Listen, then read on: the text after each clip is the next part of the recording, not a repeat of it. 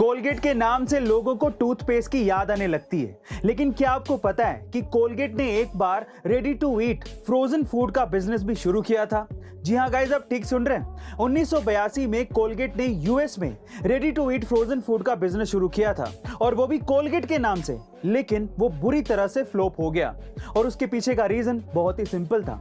Colgate के नाम से लोगों को बाथरूम की याद आती है। अब आप खुद ही सोचिए कि खाने के प्रोडक्ट में लोग इसे कैसे एक्सेप्ट करते हैं, और इसी वजह से कोलगेट का ये आइडिया बुरी तरह से फ्लॉप हो गया। गाइस, क्या इसके पहले तक ये इंटरेस्टिंग फैक्ट आपको पता था? और अगर नहीं पता था तो कमेंट सेक्शन में जरूर लिखेगा। गाइस, आज तक आपने इंसानों को जूते पहने देखा होगा, लेकिन अब आपको घोड़े भी जूते पहने दिखेंगे।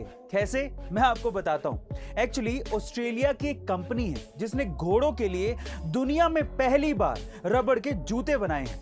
ये कंफर्टेबल हैं, लाइट वेट हैं, शॉक ऑब्जर्वर हैं, लेकिन सबसे बढ़िया बात यह है कि इन जूतों को घोड़ों को कभी भी पहनाया जा सकता है और उतारा भी जा सकता है। गाइस, घोड़ों के लिए स्पेशली बनाए गए इन जूतों के बारे में आपका क्या ख्याल है? कमेंट सेक्शन में जरूर लिखेगा। मैं समय हूं, मैं हूं तो बड़ा बलवान, लेकिन मनुष्य की सोच के हिसाब से मैं क्या हूं आज मैं आपको बताता हूं। मैं यानी कि समय धीमा हो जाता हूं जब तुम किसी का इंतजार कर रहे होते हो। मैं तेज भागता हूं जब तुम कहीं जाने के लिए लेट हो रहे होते हो। जब तुम दर्द में होते हो तो मैं अंतहीन हो जाता हूं। जब तुम दुखी होते हो तो मैं घातक हो जाता हूं। जब तुम बोर हो रहे होते हो तो मैं लंबा प्रतीत होता हूं, और जब तुम खुश हो रहे होते हो तो मैं कम यानी कि छोटा प्रतीत होता हूं। मैं समय हूं, और शायद यही मनुष्य मेरे बारे में सोचता होगा।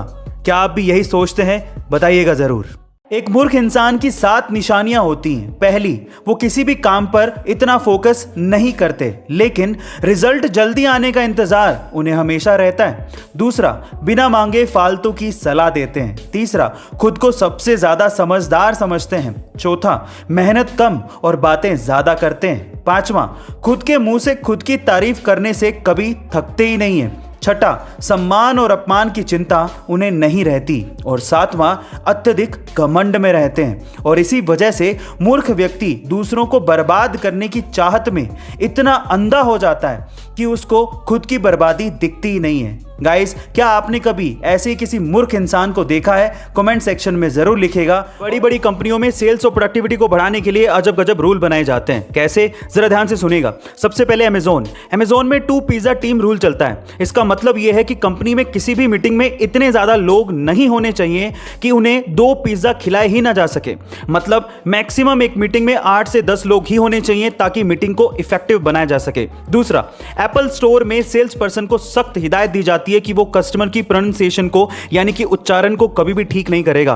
वो एप्पल के प्रोडक्ट को किसी भी तरह से प्रोनाउंशिएट कर रहा हो, लेकिन हमें उसे सुधारने की कोई जरूरत नहीं है।